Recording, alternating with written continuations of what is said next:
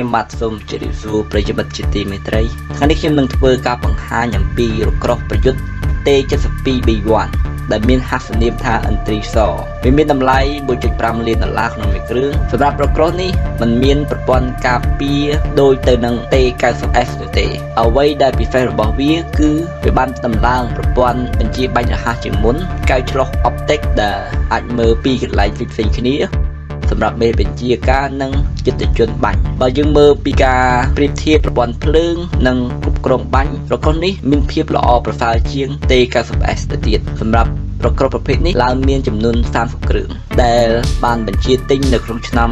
2018ដើម្បីធ្វើការទំនើបកម្មយោធារបស់ខ្លួនយើងមើលលក្ខណៈទូទៅរបស់រក្រោះនេះវាផលិតដោយសូវៀតហើយធ្វើទំនើបកម្មដោយរុស្ស៊ីហើយរក្រោះនេះដាក់បម្រើការនៅក្នុងឆ្នាំ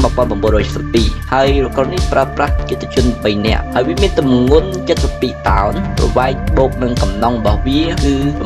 9.53 ម៉ែត្រប្រវែងទូរក្រោះគឺ 6.95 ម៉ែត្រទទឹងរក្រោះគឺ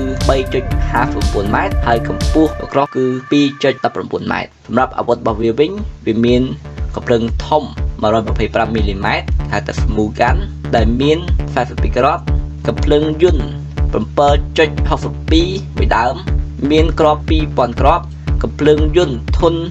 12.7 មីលីម៉ែត្រមួយដើមមានគ្រាប់ 3000 គ្រាប់វាប្រើប្រាស់ម៉ាស៊ីនម៉ាស៊ុតមានចំណុះ 1200 លីត្រវាមានកម្លាំង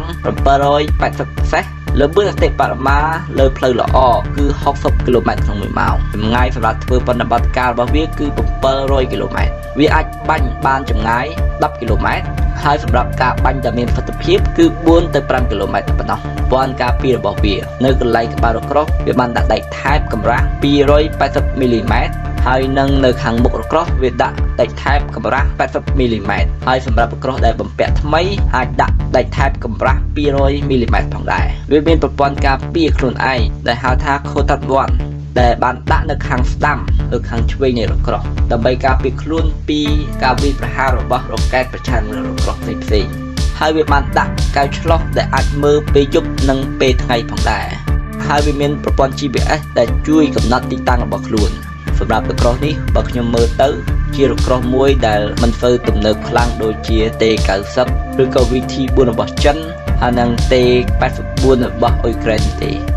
សម្រាប់ខ្ញុំមើលមកកាន់រក្រោះនេះកម្រិតប្រយុទ្ធមធ្យមដែលវាល្អជាង T54 របស់យើងហើយគ្រាន់តែអ្វីដែលយើងឃើញថាវាមិនទាន់ទំនើបគ្រប់គ្រាន់ដូចជា T90 ឬក៏ VT4 ឬក៏ T